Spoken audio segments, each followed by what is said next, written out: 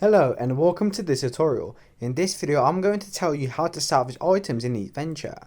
So by the end of this video you're going to understand how to get items and how to salvage them as well. Now once you get into a high enough level you're going to get some items for your character. As you can see we're onto the food section, so this is the second island or the second stand you might say, for you to be able to make more progress. This is the upgrade section of course, and this is the way for you to start getting more money, hire people, make batches, watch tutorials, better shoes. Once you get into the better shoe section, is going to allow you to press onto the character above.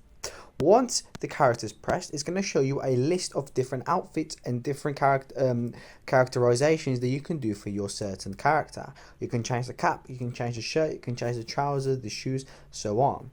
But there is an item, there is a press of an item where it's called salvage item. You select on the item and you press salvage and it's going to salvage the item for you.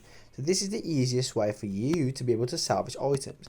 It isn't as hard as you may think. Of course, I'm not showing you this because you do need to play it for quite a bit of time, but it is, I trust you, trust me, it is very easy. All you need to do is go into the person, pick the certain item that you want to salvage and just press the salvage button.